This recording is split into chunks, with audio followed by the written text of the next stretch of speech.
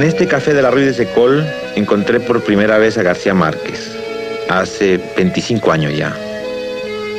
Era entonces un periodista muy joven, muy flaco, muy nervioso, un piscis inquieto, fumaba mucho y nadie lo conocía fuera de Colombia. Sentados en esta misma mesa, con la bruma y el frío de aquel invierno en la calle, hablamos de Faulkner, recuerdo. Hablamos de La hojarasca, que era entonces su único libro. Me pareció un tipo engreído, la verdad sea dicha. La misma impresión producían gentes que se contarían después entre sus grandes amigos. La primerísima impresión fue de un tipo así un poquito, casi antipático. Es decir, antipático no, pero un poquito...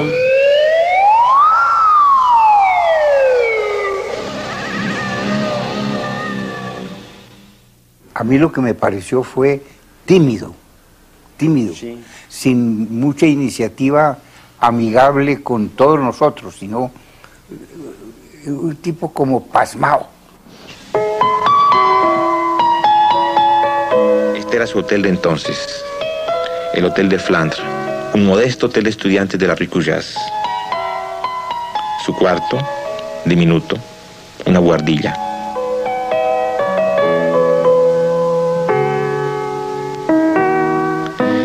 Aquí empezó a escribir El coronel no tiene quien le escriba. En el hotel de enfrente vivíamos yo y el poeta cubano Nicolás Guillén.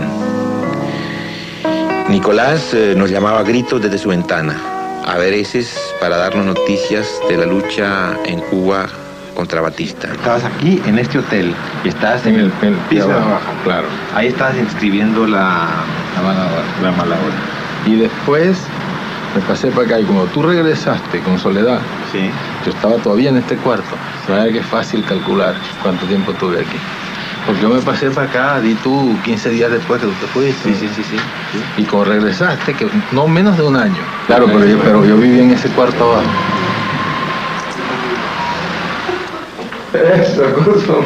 25 años después, Plinio y Gabo bajaban de la buhardilla. Ya se había publicado 100 años de soledad. Una tarde, caminando como ahora por el Boulevard San Michel, pero con 25 años menos, recuérdenlo, compramos Le Monde. Le Monde tenía una noticia pequeña de Colombia. Rojas Pinilla había cerrado El Espectador. Y García Márquez era justamente el corresponsal de ese periódico en París. De eso vivía. No es grave, me dijo, sentados de nuevo en la mesa del café. Al lado nuestro había jugadores de ajedrez. Y quizás por la calle, como ahora, uno de los eternos desfiles de protesta del barrio latino. No es grave, me dijo, de nuevo. Pero sí lo era. No volvió a recibir un centavo. Se le agujerearon los zapatos y el pullover, perdió kilos, solo comía espaguetis y se quedó un año en este cuarto hotel sin poderlo pagar. Cuando el periódico cerró, se acabó, se quedó naturalmente sin un centavo. Pero sin un nada. Cuando dice nada, quiere decir nada. Pero, cosa curiosa, la dueña no le cobró. Una señora excepcional, Madame Lacroix. Años después, haría lo mismo con un joven escritor peruano, con Mario Vargas Llosa, que se quedó también en París sin un centavo. Sin saberlo, es ella una de las grandes mecenas del boom. Sí, García Márquez vivió en París situaciones extremas. Un día se vio obligado a pedir dinero en la calle para comprarse un pan. Trabajaba de noche y dormía hasta muy tarde para saltarse una comida. Trucos de pobre. García Márquez entonces, una vez que ya lo conocí bien, pues era un hombre frágil, tímido, casi inseguro. El que conocemos ahora, pues ya todos sabemos que cualquier cosa puede parecer menos eso, ¿no?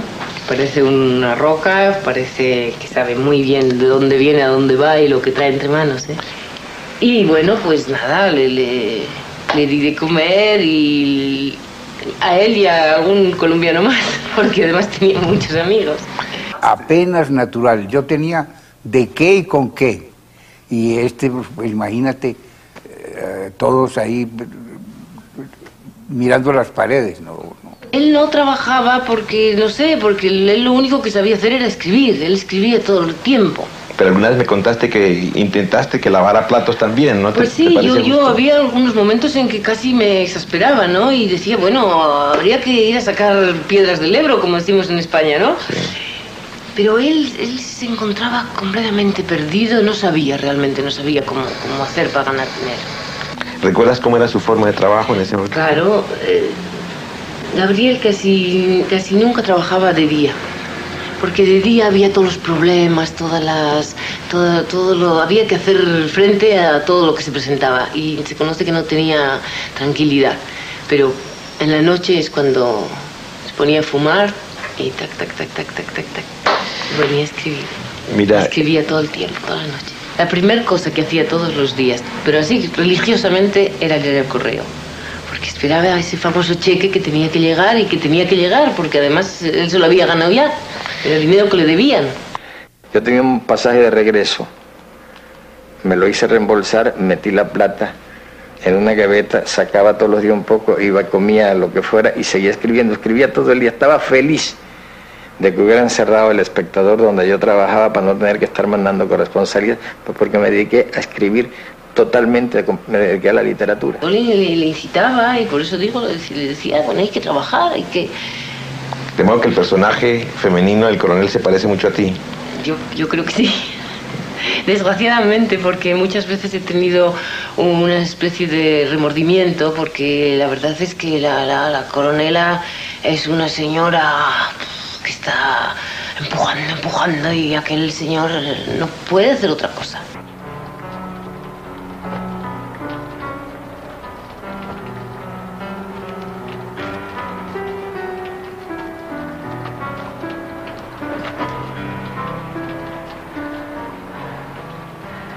Y mientras tanto, dime qué vamos a comer. Dime. Anda, responde. No te quedes ahí pasmado. Dime, para algo eres mi marido.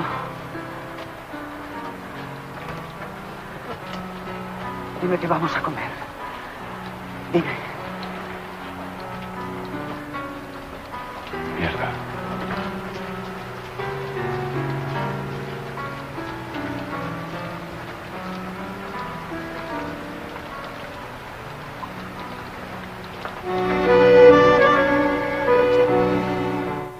Tacha tiene las claves del coronel no tiene quien describa. Por esta razón. Porque yo me fui finalmente para Venezuela y Gabo se quedó. Y me mandaba reportajes a la revista Momento.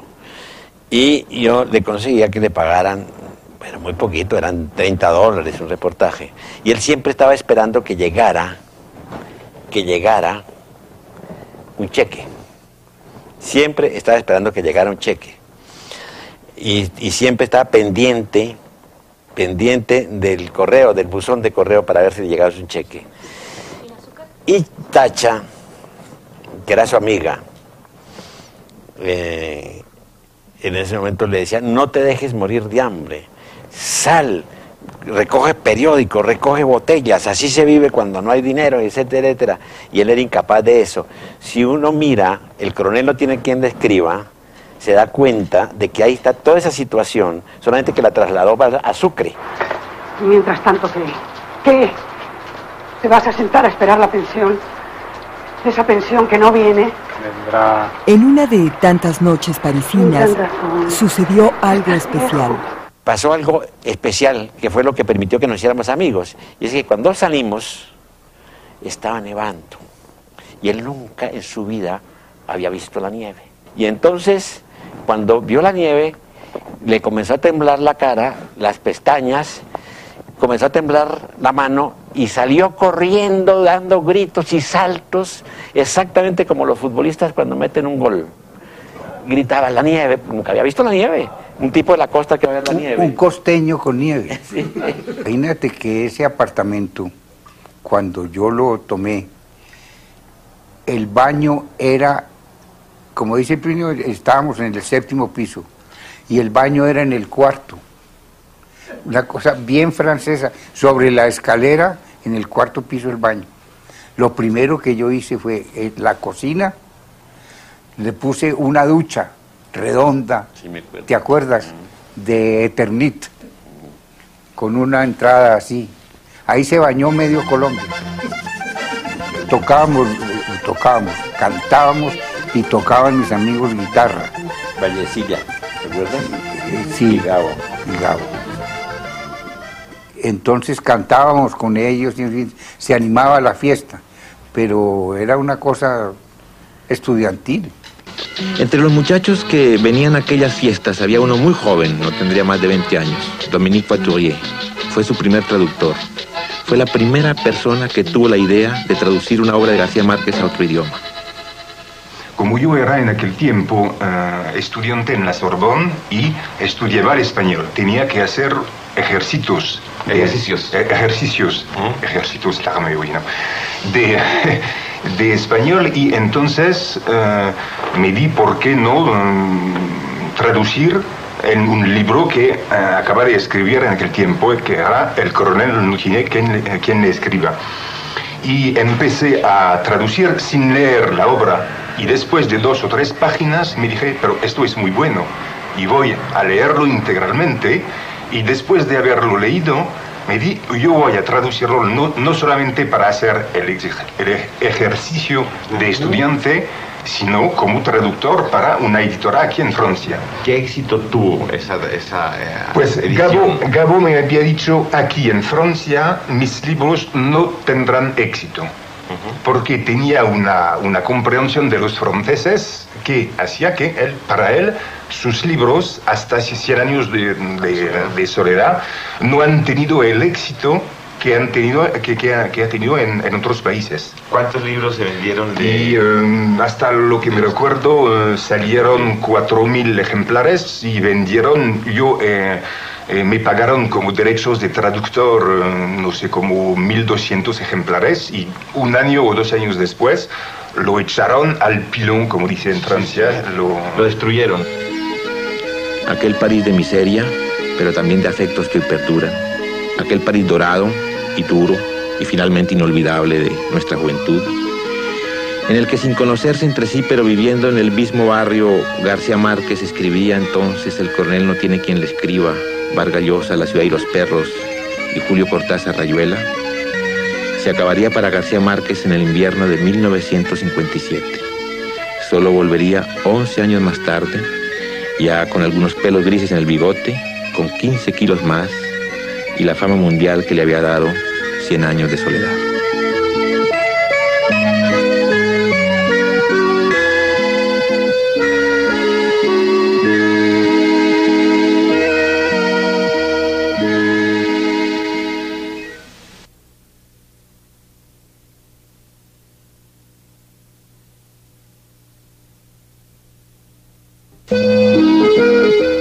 En 1957, en París, Gabo esperaba una oportunidad que le llegó cuando Plinio Apuleyo Mendoza lo invitó a Caracas a escribir en una nueva revista, Momento.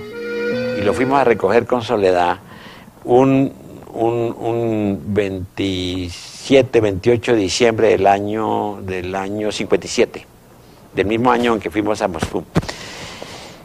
Él llegó, lo recogimos en el aeropuerto, estaba flaco, verde, cadavérico, el hambre, el frío de París, todo eso. Y yo me lo tuve que llevar directamente del aeropuerto, me lo llevé a la revista porque estaba cerrando el número de fin de año. Y lo metimos en la pequeña pensión en San Bernardino. El domingo, un día muy bonito, en Caracas, le dije, Gabo, es 1 ya de enero. Tienes la oportunidad de irte a la playa conmigo y de salir de esa penuria que tienes en la cara y esa cosa, vas a tomar un poco de sol al fin, del sol del Caribe y no sé qué. Y Gabo se quedó mirando y le dijo, tengo la impresión de que algo va a ocurrir y de que no vamos a poder ir a la playa. Le dije, Gabo, pero ¿qué es lo que puede ocurrir? En un día tan lindo, la playa, ahí vamos, está el carro, Soledad nos lleva. Creo que algo va a ocurrir. Y en ese momento comienza a escucharse un ruido tremendo, que es un bombardeo. Nadie se había imaginado jamás en toda la historia de Venezuela que un domingo tranquilo iba a escucharse un bombardeo, boom, boom, y luego cañones antiaéreos. Y en ese momento nosotros asomamos al balcón y veíamos que salían, que venían unos aviones en picada, ametrallaban un palacio, luego subían y eran perseguidos por bolas de humo, bolas de fuego, que eran los cañones antiaéreos. Y en ese momento llegó Soledad, dijo, se levantó la base de Maracay y están ametrallando el palacio de Miraflores. Y efectivamente no pudimos ir nunca a la playa. Él llegó allá y nunca le sacamos cédula ni nada, era feliz, no, y fue indocumentado, sí, y era verdad, y escribió unos grandes reportajes. Lo que es triste es que nadie lo descubrió, es decir, nadie descubrió el escritor que había allá. Pero en esa época yo sostengo que primero era Piscis, ahora es Tauro, eso es el que ha tomado la fuerza, y era perfectamente brujo. Es decir, temblaba y decía, se va a caer ese vaso, se va a caer ese vaso, y se caía el vaso. Una cosa perfectamente mágica, extraña, que tenía, y ya no las tiene ya, porque ya cambió hasta su contextura física, ahora es un tipo, pero antes era un tipo flaco y con premoniciones increíbles. Porque, como todo poeta de verdad, Gabo es profético, y decía, mira, ¿ves a esa señora de blusa rosada? Esa es colombiana, mi querido. Le dije, pero Gabo, por Dios, estamos a muchos... Carajo, es colombiana. Y además muy probablemente de Pereira. Entonces, pero es que lo asombroso, lo maravilloso es que era de colombiana y era de Pereira. Y entonces, eso pues es una cosa que me deslumbró a mí y lo recuerdo. Y así en todo él tenía un sentido de anticipación, profético de verdad. Fuimos con Gabo a entrevistar a un viejo mayordomo del Palacio de Miraflores, que estaba ya desde los tiempos de Juan Vicente Gómez. Para él todos los que habían pasado por ahí eran buenísimos. Mi general era un hombre muy bueno, como el general Marcos Pérez Jiménez, otro hombre buenísimo, porque claro, pues era la visión de un mayordomo. Aquí dormía, bueno, lo que pasa es que mi general Juan Vicente sí no le gustaba la cama, sino tenía que dormir en una hamaca, y tenía hasta un gallo, no sé qué, y comienza Gabo a ver eso con los ojos desorbitados y salió y me dijo, ¿te das cuenta que no se ha escrito la novela del dictador? Hay que escribir la gran novela del dictador, y se puso a leer historias del dictador y ahí sale El otoño del patriarca, de ese episodio. Un buen escritor, una frase la puede convertir en una novela, ¿sí? Y un hecho histórico llamativo también se puede convertir en una gran novela o en parte de una novela. Gabo llegó y dijo, oye, hay un avión y nos llevan a los periodistas a La Habana, vente conmigo. Y nos fuimos con él a La Habana. Y efectivamente coincidí eso con la llegada de Fidel allá. Y Gabo quedó, claro, un poco fascinado con ese espectáculo extraordinario de ver esa multitud, etcétera. Eso sí, se portó un poco cobardemente porque nos sentaron en una tribuna de honor, muy frágil porque era de madera, establecida al lado de Fidel. Y había una multitud, 1 millón de personas que pujaba por acercarse, contenido apenas por una hilera muy frágil de milicianos. Dijo, esta vaina se va a caer y nos van a matar y masacrar a todo. Vámonos. Y nos refugiamos en Palacio, y nos bajamos cobardemente y nos metimos en el Palacio a mirar por televisión la manifestación. Y que hayamos hecho una revolución socialista en las propias narices de los Estados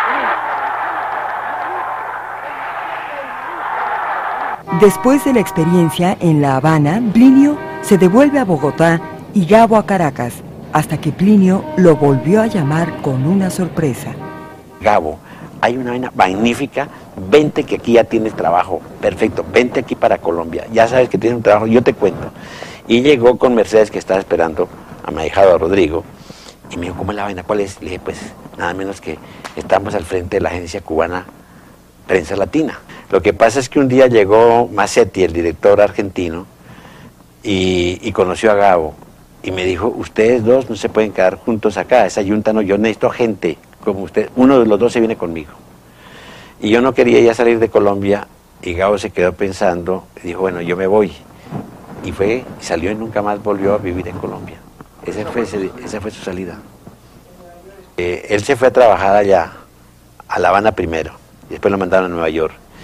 Y comenzó a darse cuenta, él, con Massetti, de que había una célula del Partido Comunista que se reunía en las noches, a las 2 de la mañana, allá en La Habana, para acogerse la agencia. Y Macetti dijo, no, ustedes no pueden formar un grupito aparte, aquí todos estamos con la revolución, etcétera, etcétera. Como siguieron reuniéndose, los echó. Me llamó y me dijo, mira, yo renuncié, de todas maneras, vente conmigo, que yo no sé si Fidel aceptó o no, pero vente para aquí, para La Habana. Gabo está en Nueva York. Yo llegué allá, y cuando pensamos que Fidel no aceptaba la renuncia de Macetti, que había sido un hombre clave para él, llegaron los milicianos que se reunían a escondidas y se tomaron la agencia por completo. Yo quedé convertido en contrarrevolucionario y me fui a buscar a Gabo a Nueva York para decirle que había renunciado. Cuando llegué a Nueva York me estaba esperando Mercedes en el aeropuerto y me dijo, Gabo ya renunció también. Y entonces no le mandaron el pasaje de regreso a Bogotá. No se lo mandaron por la renuncia. Lo dejaron sin pasaje de regreso. Y entonces Gabo dijo, mira, no tengo plata, me voy para México, yo no quiero volver a Colombia, me voy en autobús, pero no me alcanza la plata sino para llegar a Nueva Orleans. Mándame lo que tú puedas. Y lo que yo le pude mandar fueron $150 en ese momento, y con eso llegó a México.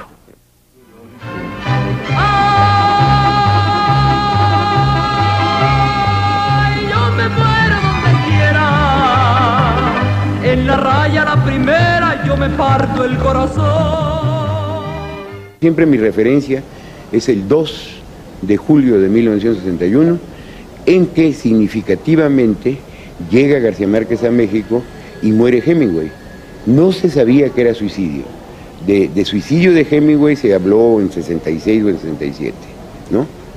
Entonces en ese momento, yo que tenía 21 o 22 años, tenía una noción de literatura hispanoamericana. Bueno, yo conocía a García Márquez porque había leído El coronel no tiene quien le escriba en la revista Mito. Llegué aquí por pocos días, pero me agarró tanto la ciudad que decidí buscar algo que hacer para seguir viviendo aquí, y encontré nada menos que el canal de la universidad, el canal de la UNAM. Cuando Matsaub me llamó para que hiciera un curso de literatura por la radio, el susto que aquello me dio es peor que el que tengo ahora. Y lo hice porque me di cuenta de la gran utilidad que eso podía tener. Conocí a Gabriel García Márquez allá por el 1962, en la Ciudad de México y en la calle de Córdoba 48. Una casa llamada La Mansión de Drácula, por su evidente aspecto transilvánico, y sede de la compañía productora de cine de Manuel Barbachano Ponce, que al llegar a México a principios de los 60, Gabriel García Márquez fue recibido en la Mansión de Drácula por un equipo que incluía muy señaladamente a Álvaro Mutis. Álvaro Mutis, que fue quien me presentó en Córdoba 48 al recién llegado García Márquez, al cual yo ya conocía desde luego como el joven escritor de La hojarasca, un libro de apariencia rústica y entraña nobilísima, pues de él, me parece, surge el universo creador de Gabo. En esa época, él y yo fabricábamos guiones de cine, demostrando nuestra verdadera vocación cuando nos deteníamos horas en colocar una coma o en describir el portón de una hacienda. Es decir, nos importaba lo que se leía, no lo que se veía. Yo se lo pago, don Perfecto. No más que me tope con la suerte. Ni con 10 años de gritadas me podrías pagar este estuchito. He visto algunas de las películas basadas en sus historias. Yo creo que no, que la grandeza está en su literatura. Yo no recuerdo momentos, obras completamente logradas basadas en su obra.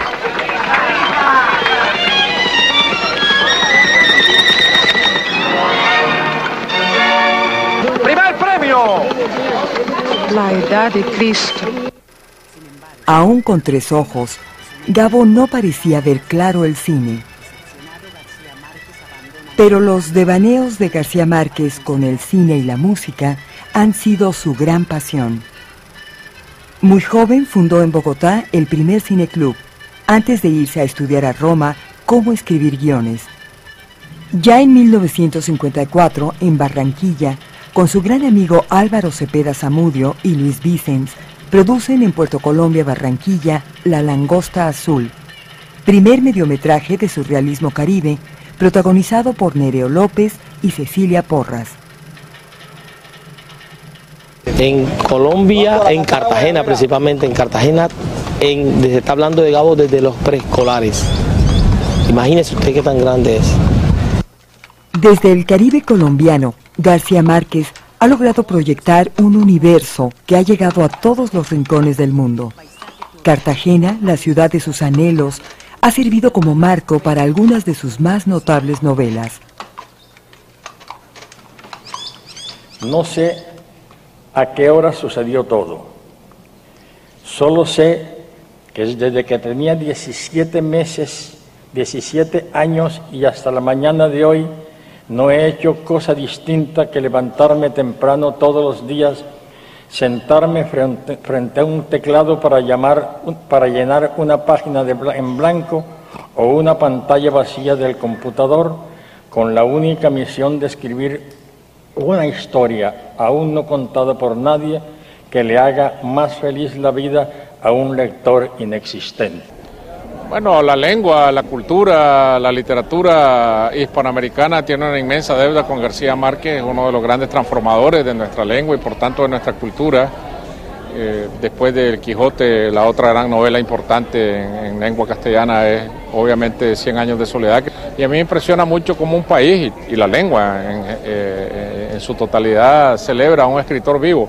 Creo que esto no tiene precedentes en ninguna cultura, es decir, esta celebración del escritor como un ser extraordinario, no es un político, no se celebra a un político, no se celebra a un héroe militar, se celebra a un escritor y esto me emociona y me llena de una agradable perplejidad. García Márquez a sus 80 años recibió no solamente el homenaje oficial de las academias, pero la gente de acá que le gritaba entusiasmada como a un cantante, y no es peyorativa esa comparación, es lo que logró la palabra escrita, un escritor, ser famoso o más famoso que un o una cantante, es que la gente acá era entusiasmada, ¿no? Con las manos y todo eso, queriendo expresar su amor.